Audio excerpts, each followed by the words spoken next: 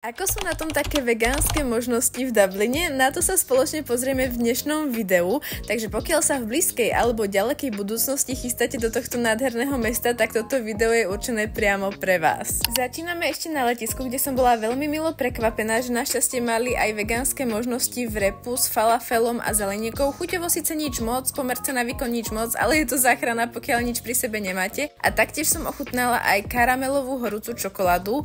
Na moje sklamanie bola teda fakt odporná a maximálne vám ju neodporúčam, takže to si radšej nedávajte, radšej si dajte kávu, čaj alebo proste čistú vodu, pretože to bola strata peňazí. No a máme tu prvý podnik, ktorým je Hellfire, čo je teda pôvodne stejková reštaurácia, ale majú aj vegánske možnosti, dokonca majú aj lístok s vegánskymi vínami, že to tam máte označené a ja som si teda prvýkrát vybrala Juicy Marble Steak a musím povedať, dámy a páni, že to bolo úplne dokonalé, tá textúra, to vyzerá extrémne ako reálne mäso, takže pokiaľ máte aj nejakých kamarátov, rodinu, ktorí nie sú vegáni, tak toto je miesto úplne pre všetkých, lebo každý si nájde svoje a dokonca majú aj vegánske dezerty, takže toto miesto za mňa určite odporúčam. Je super, že v centre máte všetko na pešiu vzdialenosť, takže nepotrebujete žiadne autobusy a pokiaľ sa fakt, že dobre napapáte, tak to aspoň všetko vychodíte. Ja veľmi rada pozorujem vegánske možnosti v obchodoch, tentokrát som to úplne neskúmala, ale čo mi padlo do oka, bol tento grécky jogurt, proteínový jogurt od Alpra, ktorý som teda u nás ešte nevidela a dúfam, že to čo skoro príde k nám. Nestihla som ho ochutnať, pretože sme boli na hoteli, kde nebola chladnička, nemala som ani lyžičku, takže neviem. V každom prípade som vám o tom len chcela dať vedieť. No a samozrejme, pokiaľ budete v Dubline, tak nesmie chýbať návšteva Temple Baru, ktorý je asi najznámejší bar v celom meste. Sice možno aj jeden z najdrahších, pretože za také 3 pivka Korony tam dáte 20 alebo možno 30 eur, fakt akože prehnané ceny, ale za tú atmosféru to stojí. Boli sme tam v oktobri a už tam mali vianočnú výzdobu. V každom prípade tie drinky boli úplne že super, takže za jednorázovú návštevu to síce peňaženka oplače, ale stojí to za to.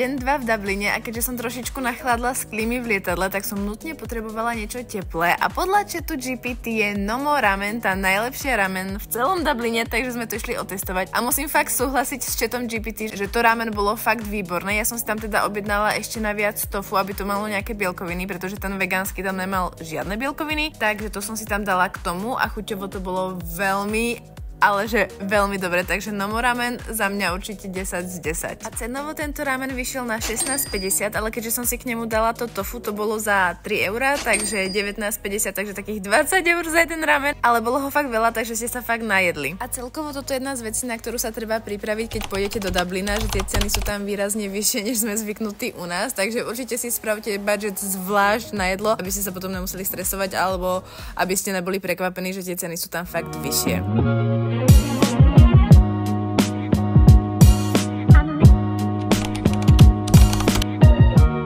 Ďalším typom, ktorý pre vás mám, je Keoks, vôbec netuším, ako sa to vyslovuje, kafe, ktoré ponúka vegan koláčiky. Majú rastlinné mlieka, takže logicky som si musela dať čaj latte, na ktorom som závislá a taktiež majú aj vegánske alternatívy nejakých hraňajok. Takže pokiaľ budete chcieť nejaký brunch, tak určite otestujte. Ja som otestovala len ten koláčik, ktorý bol dosť dobrý, majú tam veľmi dobrú hudbu, preto som tak pokyvovala hlavou a veľmi milé prostredie, takže tento podnik určite odporúčam. No a keď pôjdete večer na večeru, tak choďte určite v rozumnom čase, pretože my sme išli až okolo 10, pretože sme mali posunutý režim a už väčšina reštaurácií bola zatvorená a už to boli vlastne len také bary, ale našťastie sme našli tento stánok, ktorý predával takéto španielské pečivko, myslím, že sú to empanadas, nie som si úplne presne istá a majú aj vegánske možnosti. Ja som si dala také pečivko s vegan klobáskou, vegan sausage a to bolo veľmi dobré a potom som mala, nazveme to empanáda a tam bola taká curry náplň a to bolo fajn, ale tá s tou klobáskou mi chutila viac, takže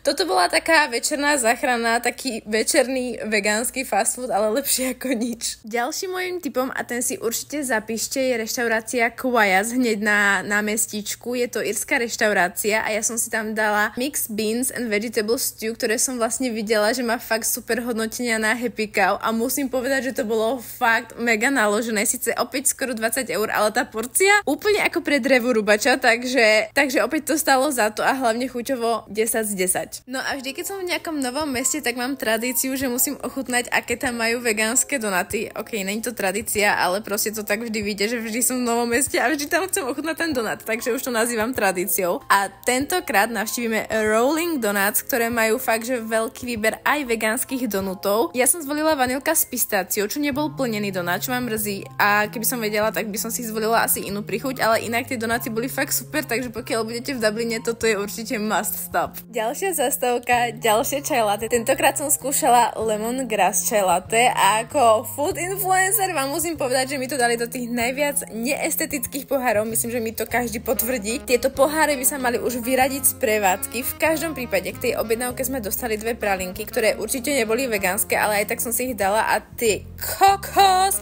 nelutujem, pretože tie pralinky ma zobrali, že do ďalšej dimenzie tak dobre boli. Proste keď budete v Dubline, do tejto čokoládovne musíte ísť, pretože next level, najlepšia čokoláda, ako som kedy mala. The caramel one? Delightful.